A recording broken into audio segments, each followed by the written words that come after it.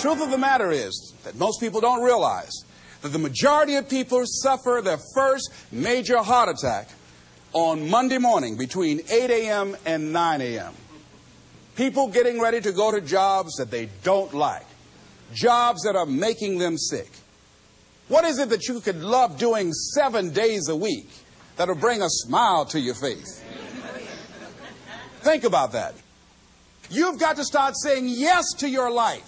You've got to start saying yes to your dreams, yes to your unfolding future, yes to your potential.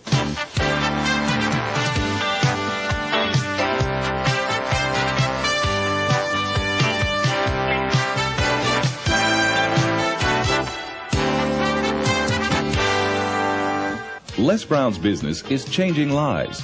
He touches thousands of people each year. He talks to Fortune 500 companies and to personal development groups about how to find success and fulfill your dreams. In essence, his best message is himself, because Les Brown knows what it is to have come up the hard way. Les and his twin brother were adopted at the age of 6 weeks by Miss Mamie Brown, a single woman with little money and a big heart. The boys grew up in the low-income area of Liberty City outside Miami, Florida. In the 5th grade, Les was mistakenly labeled EMR, educably mentally retarded, and he became a child nobody thought would amount to anything. After making it through high school, Les set out to prove them wrong. He started on the radio, moved to Ohio, and made himself a local star as a fast-talking disc jockey. He soon became an influential community spokesman. Then he ran for the Ohio State Legislature, where he served 3 terms and became chairman of its Human Resources Committee. Les Brown is now a nationally acclaimed motivational speaker who's taught thousands of people the techniques he's used to overcome the obstacles he's faced in his own life.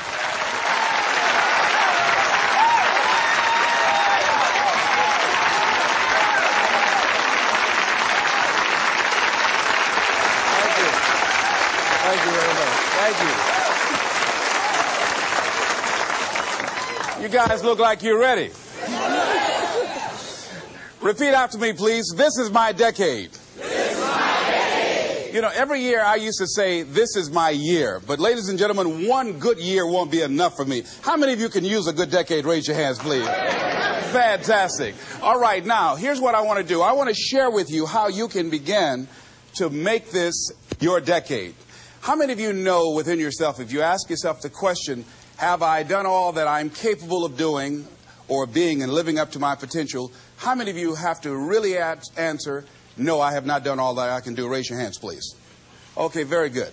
Now, here's what we know. That people don't do what they know in life, but what they do is they operate within the context of the vision they have of themselves. So what I want to share with you is how to begin to get a larger vision of yourself and how to begin to make this your decade. Because in order to do that, it's going to be very challenging. It's going to require a lot of work on your part, an ongoing process of personal and professional self-mastery.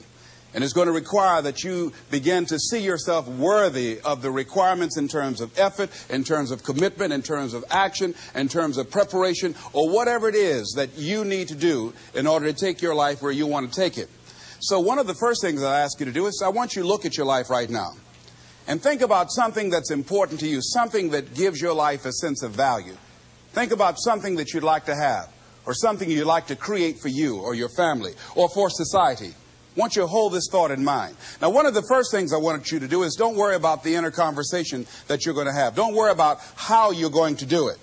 That's going to come. You're going to develop a plan of action. You will find the way. You'll become the kind of person that can attract the people, the resources, and everything you need in order to make that become reality. But I want you to be mindful of your inner conversation. I remember once I was sitting in an audience, and Zig Ziglar, who I consider one of the greatest motivational speakers on the planet, he was giving a speech. And I was out in the audience, and I saw him going back and forth. And within myself, I said, I'd like to do that. I can do that. And I leaned over to the guy next to me. I said, how much do they pay him to do that? And he said, $5,000. I said, I know I can do that. And I admired him. And then On the way home, when I was driving from Tampa, Florida, back to Miami, Florida, my inner conversation kicked in. And it said, Les Brown, you can't do that. You don't have a college education. Les Brown, you can't do that. You don't have the money. You don't have the contacts. You've never worked for a major corporation. What makes you think that you can make more in 1 hour talking than you've made working for a whole month? Now, I want to ask you a question. How many of you have ever thought about something you wanted to do and you talked you out of it? Raise your hand, please. That inner conversation, ladies and gentlemen, is the reason that most people take their greatness, take their ideas to the graveyard with them. You know, the wealthiest place on the planet, a minister said recently, and it was so true, is not the gold mines in the various areas of the world or the diamond mines. The wealthiest place on the planet is the graveyard.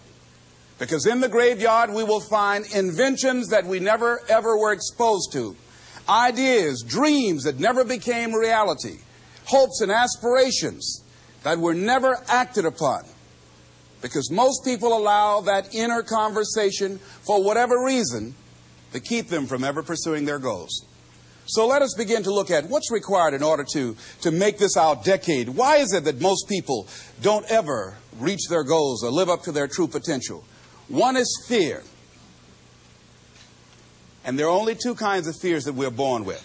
The fear of falling and the fear of a loud sound. All other fears we learn, like the fear of failure. The next is the fear of success. That's one of the major challenges I had to deal with. I was working on a major project, and after it began to grow and it was extremely successful, I panicked and I walked away from it and gave it to someone else because I didn't believe that I could handle it. The other thing that keeps most people from reaching their goals is that a lot of people become comfortable. They stop growing. They stop wanting anything. They become satisfied. They stop looking at ways in which they can improve themselves. They stop putting things in front of them. I was reading something by a great man, George Bernard Shaw. And he said something to the effect that to have succeeded is to have finished one's business on earth.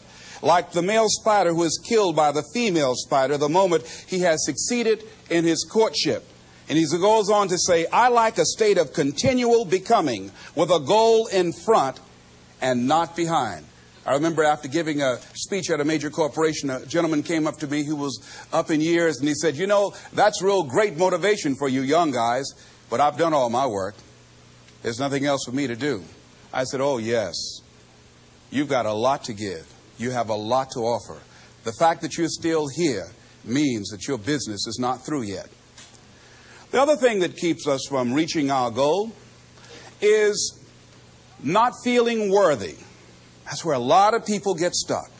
Because, see, when you don't feel worthy of your goal, you will begin to unconsciously engage in self-destructive behavior, like procrastinating, constantly putting things off, squandering your time, and that's what life is made of. Something else that keeps us from reaching our goal, and that is many times because we spend so much time complaining and blaming everybody or everything. I'm reminded of a friend of mine who talked about the fact that one day he was walking by this house and some people were sitting on a porch, and there was a dog on the porch. And this dog was just moaning and groaning. So he was curious, and he asked the owner, he said, why is this dog moaning and groaning? And the owner said, because he's laying on a nail. He said, well, why doesn't he get off? He says, it's not hurting bad enough for him to get off. How many